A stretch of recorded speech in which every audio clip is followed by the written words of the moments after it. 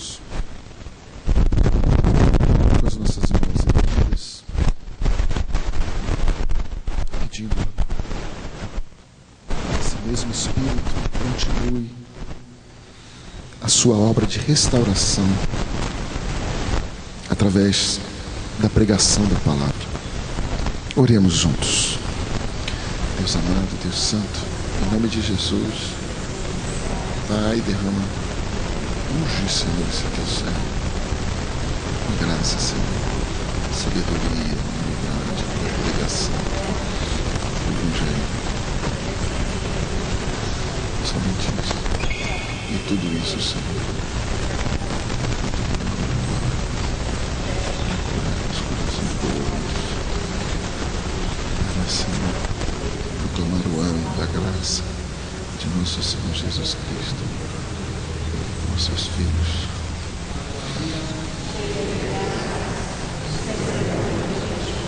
Bendita sois vós entre as mulheres, bendito é o fruto do vosso ventre, Jesus. Santa Maria, Mãe de Deus, rogai por nós, pecadores, agora e na hora de nossa morte. Pelo sinal da Santa Cruz, livra-me Deus, nosso Senhor, de todos os nossos inimigos. Em nome do Pai, do Filho e do Espírito Santo. Amém. São Rafael, rogai por nós. Queria trazer Boa noite, irmãos.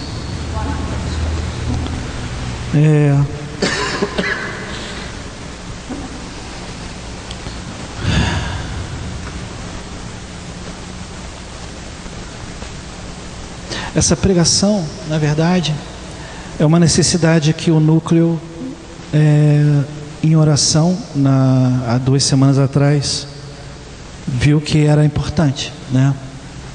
Para o bom andamento daquilo tudo que o Senhor tem feito conosco. O Senhor, nas últimas semanas, tem nos dado muito. Nós terminamos o seminário de vida de oração. Durante o seminário de vida de oração tivemos a Páscoa do Senhor. 50 dias depois tivemos Pentecostes. Na segunda-feira seguinte a Pentecostes pedimos o batismo no Espírito Santo. Na semana passada fizemos uma pregação, a Sara fez uma pregação colocando que quem quer o batismo no Espírito Santo também tem que receber junto com ele as suas consequências. E as consequências são maravilhosas. As consequências do batismo no Espírito Santo é uma vida de oração e uma vida de santidade. Tem coisa melhor? Porém, o Senhor tem nos tocado muito as suas profecias que Ele tem colocado aqui no grupo, onde Ele repete incansavelmente: não tenhas medo. Incansavelmente, né? E assim o meu coração fala assim: por que o Senhor, quase toda segunda-feira Ele coloca isso pra gente? E a gente vai num retiro e o Senhor coloca isso também. E a gente vai num ensino lá do vicariato e o Senhor também coloca isso: não tenhas medo, não tenhas medo, não tenhas medo. Eu falei: vai ver que a gente está com muito medroso mesmo, né? Não tem outra, né? Ele não dá recado para os outros, né? Ele fala com a gente, né? Mas eu fiquei pensando assim: como o medo nos atrapalha, né, irmãos? Como o medo pode fazer com que toda aquela obra que o Senhor tem feito conosco, eu nem falo nos 25 anos da turma não, mas eu falo do que Ele tem feito desde a vida de oração, do seminário até o dia de hoje. Como o medo pode atrapalhar, né? E eu queria um pouco desmistificar esse medo, né? Porque a gente recebe muita informação que não tem nada a ver com aquilo que nós aprendemos na igreja, com a sabedoria de 2000 anos de igreja. E é curioso que eu, preparando essa pregação, vou ficar aqui um pouquinho, porque eu estou até num lugar legal, que eu estou atrás do coração de Jesus, que é um lugar maravilhoso para estar, mas eu estou vendo que tem um pessoal que está assim. Melhorou, né? O que foi, Sérgio? Tá bom? Eu estava preparando a pregação, e aí eu busco muita coisa na internet, né? A internet hoje em dia para mim é um caminho de salvação. Durante muitos anos não foi um caminho de perdição, e todos os adultos aqui sabem o que isso significa. Mas numa dessas curiosidades que eu estava buscando, teve uma notícia de uma família, foi essa semana ou semana passada, de uma família que ela está vivendo uma situação muito delicada, que é uma família que ela tem uma doença. Essa doença é uma doença hereditária, que é uma doença onde a mãe e 2 filhos, né? Eles não sentem dor, eles não sentem frio nem calor, e nessa doença também eles não choram. E eu achei assim estranho, né? Porque a palavra doença, a princípio, para todos nós, é uma coisa negativa, né? Mas eu fiquei olhando, assim, eu vou olhar com os olhos de Deus, e essa vai ser a segunda parte, mas vou olhar um pouco com os olhos da nossa sociedade, né? A nossa sociedade hoje, o que é que ela quer? Exatamente isso. Ela não quer sentir dor, ela não quer amar o suficiente a ponto de sentir dor, ela não tem mais lágrimas nos olhos. É uma sociedade fria. E o pior que isso, que eles veem isso como uma coisa boa. A falta de compromisso com o outro. E eu fiquei assim, poxa, mas que coisa maluca. Como é que pode ser tão oposto daquilo que eu acredito? E eu comecei a pensar assim, mas sentir dor é uma coisa boa? Chorar é uma coisa boa? Aí me veio logo aquela pergunta assim, Ricardo, se você for viver mais 30, 40 anos e você nunca mais chorar, é isso que você quer para a sua vida? Eu pergunto para vocês hoje, é isso que vocês querem para a sua vida? Nunca mais chorar? Nunca mais sentir dor? Olha como é que Deus trabalha com a gente nos opostos, né? Eu não estou fazendo nenhuma apologia ao sofrimento aqui, mas vocês estão entendendo exatamente aquilo que eu estou falando. Que nós choramos, quando nós choramos não porque perdemos coisas, mas nós choramos porque amamos as pessoas com que vivemos. Amamos até aquelas que não vivemos. Quando a gente vê alguma tragédia na televisão, a gente fala assim, pô, nosso coração sofre junto. Imagina assistir aquilo friamente, sem nenhum sentimento, sem nenhuma lágrima. Como seria a nossa vida durante esses 40 anos, irmãos? Aí eu comecei a achar assim, que o Senhor faz todas as coisas perfeitas. E eu comecei a ver que sentir frio e sentir calor, na verdade, é uma coisa maravilhosa, porque quando eu sinto frio, eu boto um casaco, como a gente está hoje. Se eu não sentisse frio, eu poderia morrer de frio, sem saber. E por aí vai, todas as coisas que a gente percebe com o nosso corpo e com a nossa alma também. Na verdade, essas sensações que nós temos, calor, do frio, da dor, tudo isso, na verdade, existe em nós, nos alertando de que somos limitados, temos limites. Eu estou fazendo ginástica agora, e eu sei o meu limite. Teve uma vez que eu comecei a fazer os exercícios que o professor estava mandando, e eu quase caí duro, desmaiado, porque eu não estava vendo o meu limite, eu não estava percebendo que eu estava passando mal. Então, como a dor nos ajuda a falar assim, opa, peraí. Eu só queria dizer para nós que a dor que sentimos, muitas vezes, é uma bênção de Deus. Por esse aspecto, não é? E não é o momento de sentirmos dor, nos revoltarmos com o Senhor. Porque Deus nos fez perfeitos. Ele faz todas as coisas perfeitas. Amém? Eu vou tirar e botar óculos, porque eu gosto de olhar para vocês. E de óculos eu não consigo enxergar vocês. Essa lente está caindo. Quase que eu tirei uma lente para ficar com uma lente com... Ai, ai. São José Maria Escrivã, ele é um santo do nosso século. Ele foi canonizado há pouco tempo. Foi canonizado por João Paulo II, mas comparado com outros santos foi há pouco tempo. E ele fala o seguinte da dor. E é duro o que ele fala, mas é duro se a gente não viver. Se a gente olhar e falar assim, não, eu não quero isso para mim. Olha o que ele fala da dor. A dor nos abate porque nós a recebemos com covardia. Se recebêssemos com valentia, com espírito cristão, aprenderíamos a estimá-la como um tesouro. Não é quando temos uma dor muito grande na nossa vida que a gente fala assim, opa, acho que eu já exagerei, já errei várias vezes nessa situação. Meus irmãos, quantas vezes, eu lembro que uma vez eu fui me confessar com um padre lá da São José da Lagoa, e eu chorava tanto na confissão, que eu estava tão assim, arrependido de ter ofendido ao Senhor, que começou a doer minha garganta aqui, essa bola que a gente tem aqui, e eu comecei a não conseguir confessar mais, porque eu estava com a garganta doendo por causa do choro. E ele falou para mim assim, ele falou, Ricardo, o teu choro, na verdade, é a tua santidade.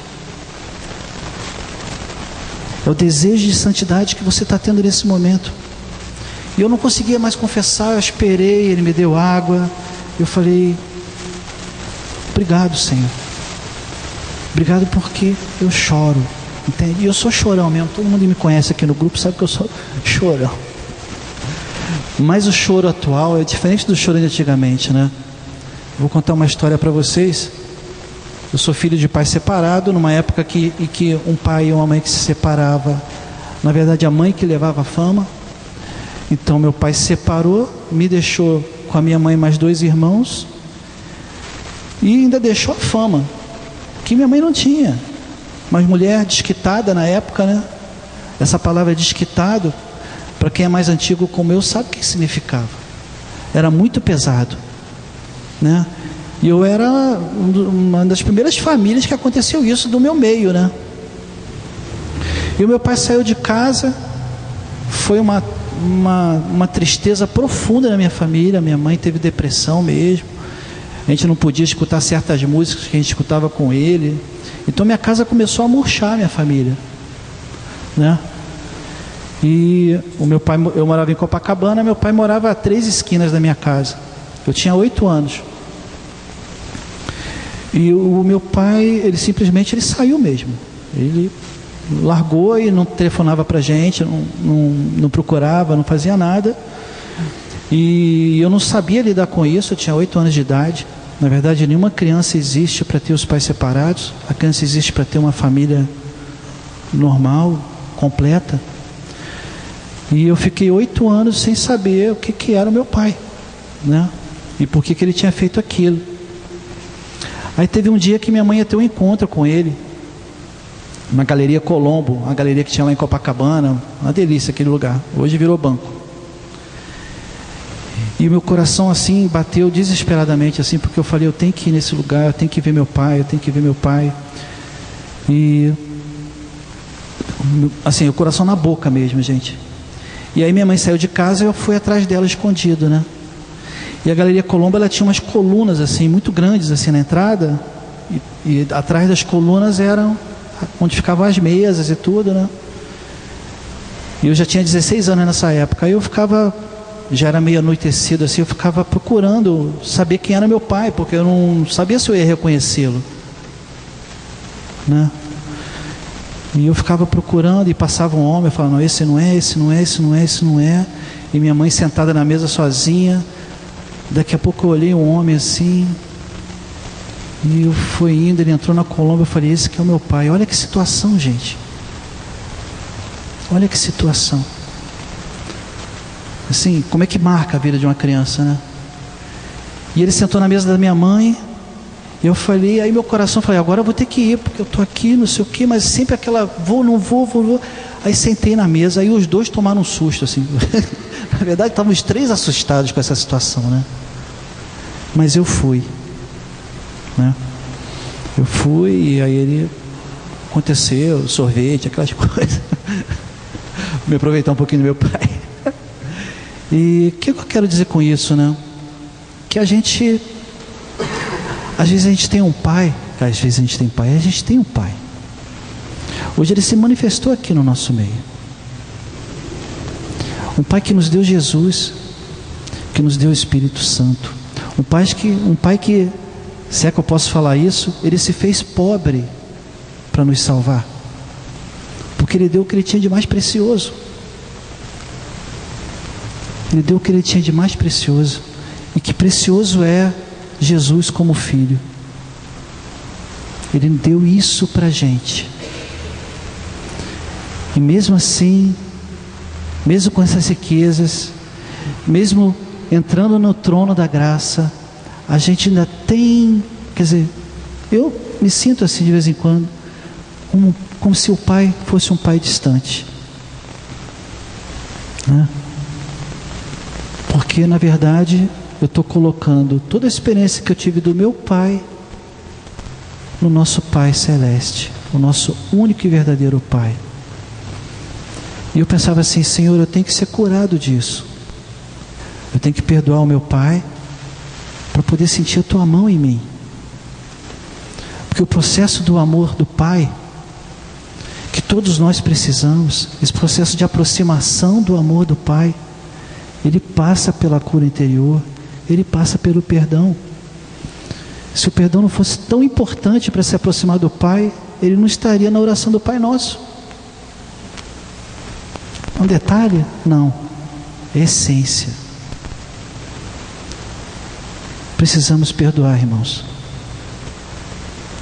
Enquanto não perdoamos, não sentimos essa aproximação. E digo mais, os nossos pais são pessoas comuns. E a gente bota uma carga em cima deles, como se eles tivessem que ser perfeitos. Eles não vão ser perfeitos. Eu, como pai, não sou perfeito. Quem é pai aqui? Mãe, pai e mãe. Quem é pai e mãe perfeito? Modéstia. Não somos. É uma graça isso. Eu tenho que falar para vocês. Eu tenho uma graça. Eu tenho duas graças. Uma graça é não ter memória. E a outra é que eu perdoo muito fácil. Perdoo fácil mesmo. Sabe perdão de pai para filho? Que o filho apronta. Você fala, briga. Mas no final das contas, o amor não diminuiu nem um pouquinho. Eu tenho essa facilidade.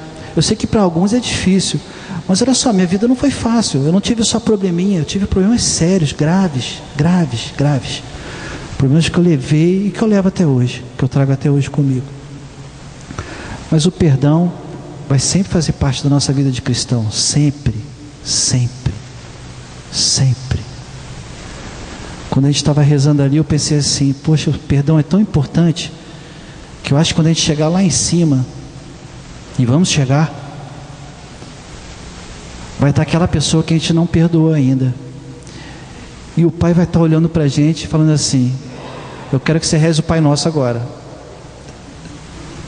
Aí aquela hora: e perdoai as nossas ofensas, assim como nós perdoamos. E a pessoa está ali. Olha que situação, gente.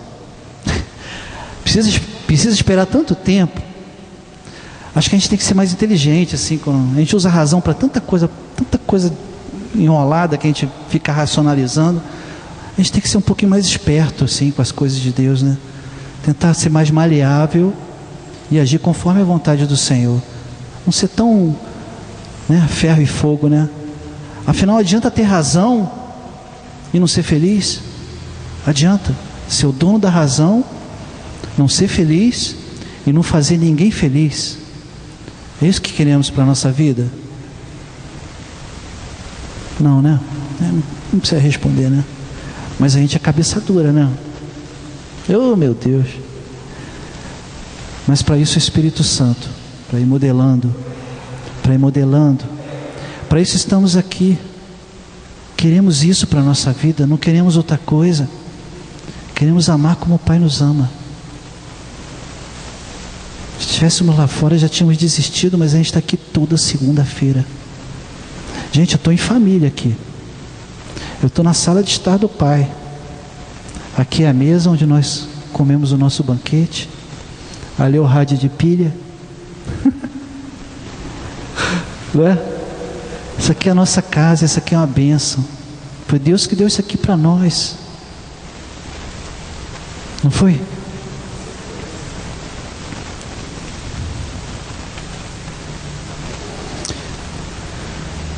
Eu queria agora ler duas passagens.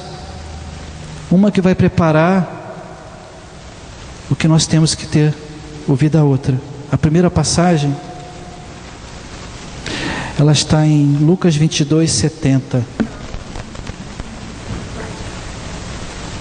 Lucas 22, 70.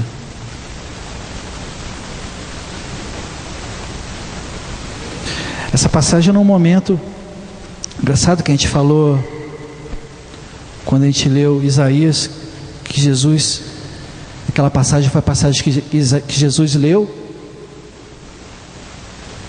e as pessoas não aceitaram que ele se colocasse no lugar do Messias, né? Que ele assumisse que ele era o Messias e que teria que ser feito o ano da graça. Então, essa passagem, Jesus estava sob muita pressão. Ele já tinha apanhado bastante, já tinha sido preso, separado dos amigos, né? E os sacerdotes e os escribas perguntaram para ele: tu és o filho do Deus Altíssimo?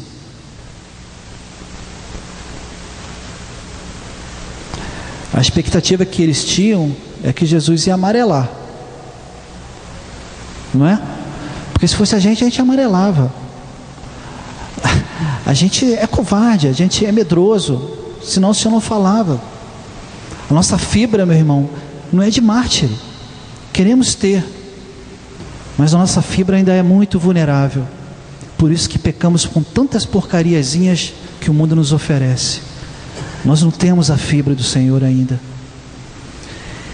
E o Senhor, sob pressão, tomando tapa na cara. Se vocês forem ler antes do que aconteceu, estava assim, a pressão era total. Já tinha virado uma noite, acordado, apanhando. De dia, os sacerdotes chamaram ele e falaram assim para ele, perguntaram: tu és o filho do Deus Altíssimo? Jesus respondeu: sim, eu sou.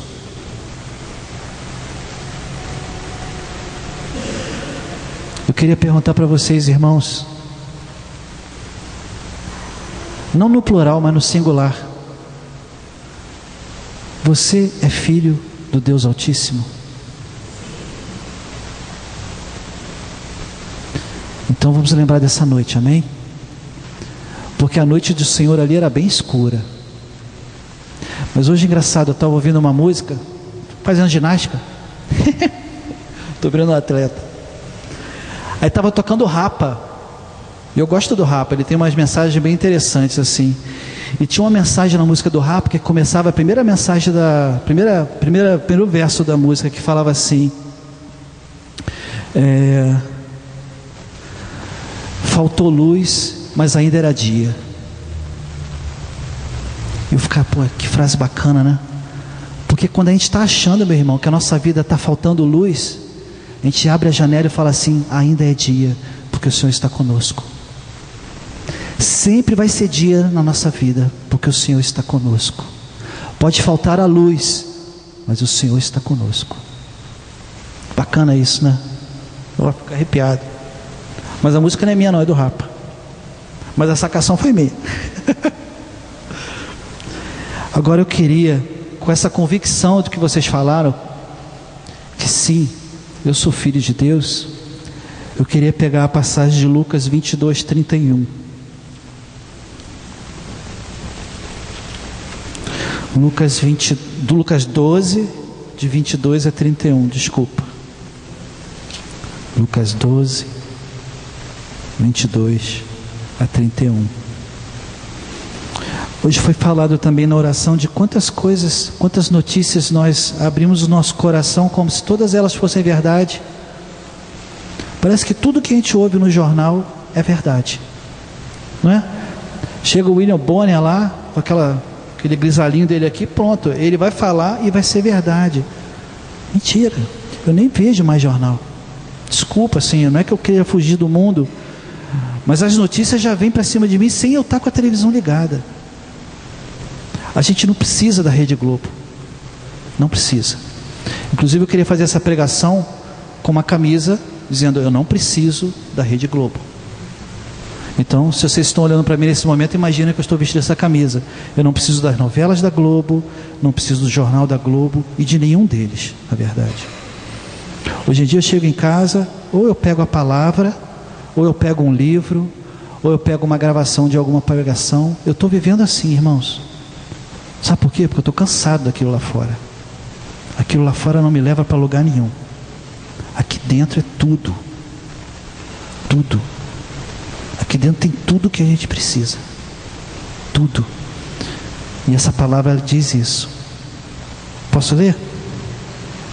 Lucas 12, 22 a 31. 12, 22. Jesus voltou-se então para seus discípulos. É Jesus que está falando. Portanto vos digo, não andeis preocupados com a vossa vida, pelo que haveis de comer, nem com o vosso corpo, pelo que haveis de vestir. A vida vale mais do que o sustento, e o corpo mais do que as vestes.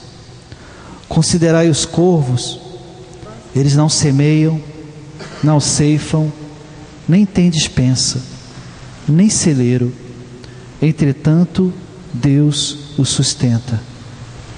Quanto mais valeis vós do que eles.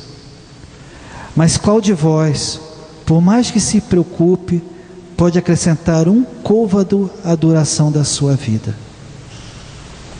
Se vós, pois, não podeis fazer nem as mínimas coisas, por que estáis preocupados com as outras?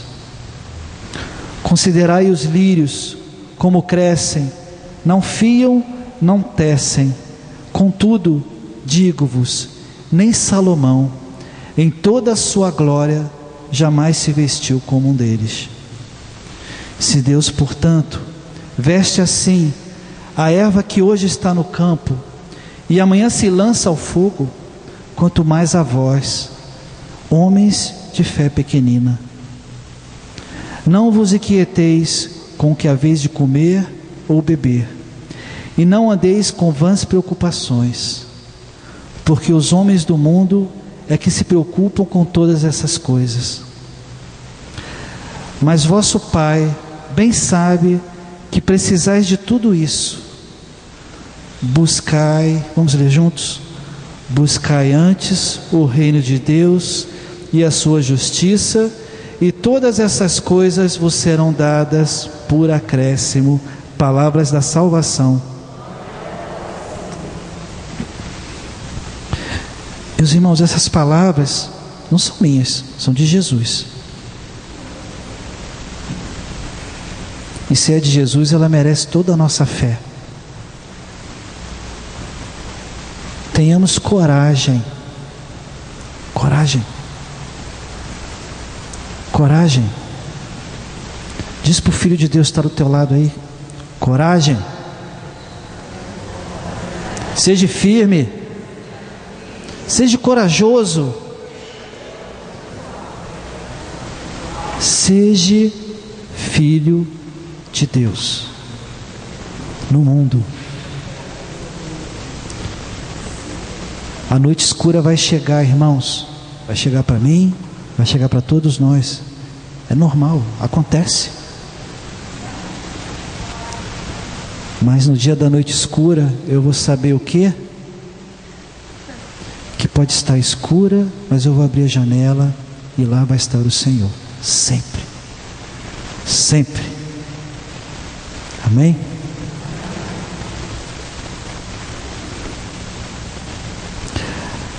Aí eu coloquei assim, tá tudo diferente para variar. Eu botei até impresso hoje para ver se rolava de eu acompanhar, mas não dá. Botei uma pergunta que vocês podem estar fazendo para mim: Ricardo, o que eu faço para acreditar no Senhor definitivamente? Santa Teresa d'Ávila, né? Eu coloquei aqui. Ela tinha uma forma de alimentar a sua fé. Era uma mulher de fio, uma mulher italiana danada. Ela tinha como é que eu coloquei aqui? Uma determinada determinação. Todas as vezes que eu leio alguma história de Santa Teresa, tem essa, como é que eu coloco? Essa frase, né? Uma determinada determinação. Nós temos que ter uma determinada determinação de acreditar que somos filhos de Deus. A gente não pode viver no romantismo da nossa religião. Ela é maravilhosa, mas o romantismo não vai nos levar à salvação. O que nos leva é a fé. Tenhamos uma determinada determinação. E o Padre Léo, o saudoso Padre Léo, ele fala assim: você quer saber como é que você faz para acreditar em Deus? Eu queria que nós fizéssemos também. A primeira atitude para se confiar no Senhor é nos colocar de joelho diante dele e assumir que somos limitados para o seu chamado de amor. Eu vou repetir. Segundo o saudoso Padre Léo, a primeira atitude para se confiar no Senhor é nos colocar de joelhos diante dele e assumir que somos limitados para o seu chamado de amor. E que, se não queremos mais cair nas armadilhas do mal, é preciso aprender a ficar de joelhos e orar. Orar e orar. Não tem outro jeito.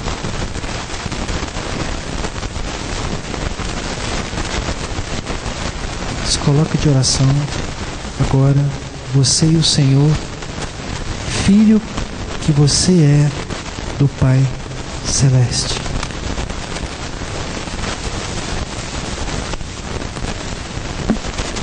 Coloque-se de joelho. E o Senhor, eu não tenho forças. Eu assumo que eu não tenho forças, Senhor,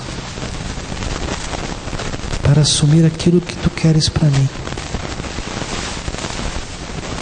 Porque essa força está em Ti, Senhor. E eu te peço, venha ser a minha fortaleza, Senhor. Venha alimentar a minha alma, Senhor.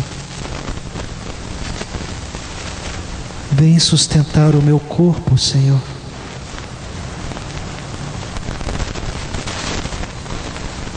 Eu aceito de bom grado, Senhor, o que Tu tens preparado para mim. E se eu não quero muito, Senhor, ainda, me ajude a querer, Senhor. Eu Te dou liberdade, Senhor. Liberdade de paz, Senhor. Para fazer de mim um filho, Senhor. Eu não sei ser seu filho ainda, Senhor, mas eu sei que é o melhor para mim. Eu sei que o Senhor sempre tem o melhor para mim.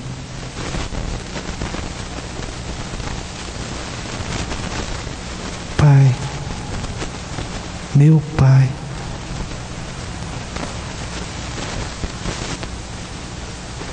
meu Pai,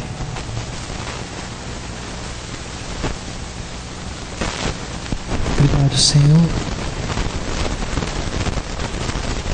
por o Senhor me fazer existir, Senhor, do jeito que eu sou, com o meu corpo, com o meu rosto, com o meu cabelo, com o meu nariz, cada detalhe, Senhor, foi feito com muito amor, Senhor.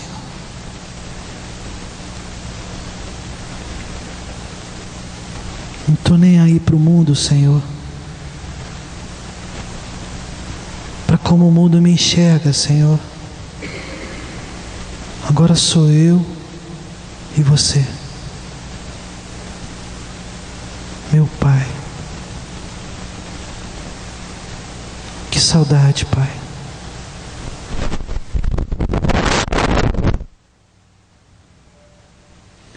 O que é mais lindo na história do filho pródigo, irmãos, é que quando o filho pródigo estava ali comendo comida para os porcos, já ali ele sentiu o amor do Senhor. Ele sentiu o amor do seu Pai. Porque o Pai sempre esteve com ele. Sempre esteve com ele. Sempre esteve comigo, sempre esteve contigo. Eu te peço, Senhor, que as dores que temos guardadas em nosso coração, Senhor, sejam todas elas entregues com amor e gratidão nas tuas mãos, porque o Senhor pode fazer nova todas as coisas, Senhor. O Senhor pode me ensinar a perdoar. O Senhor pode me ensinar a ver o mundo de outra forma. Eu te amo, Senhor. E eu me amo também, Senhor. E agradeço cada passo que eu dei na minha vida para chegar aqui nessa noite, Senhor. Desde o bercinho, Senhor, desde o ventre da minha mãe, desde quando o Senhor me gerou nos seus pensamentos, nos seus sonhos, com tanto amor, Senhor. O amor sempre esteve presente na nossa vida. O amor do Pai sempre esteve presente. Mas agora, Senhor, quanto mais agora, Senhor, que eu te reconheço, que eu sou teu e de mais ninguém. Obrigado, Senhor, pela toma do pecado lavado. Ela que é a manifestação do teu amor na vida de tantos aqui, Senhor. Quanta gratidão, Senhor, temos, Senhor, pela primeira vez que entramos aqui, Senhor. Quanta coisa boa aconteceu, Senhor. Ó Pai querido, acompanha-nos, Senhor, sempre. Te amamos, Senhor.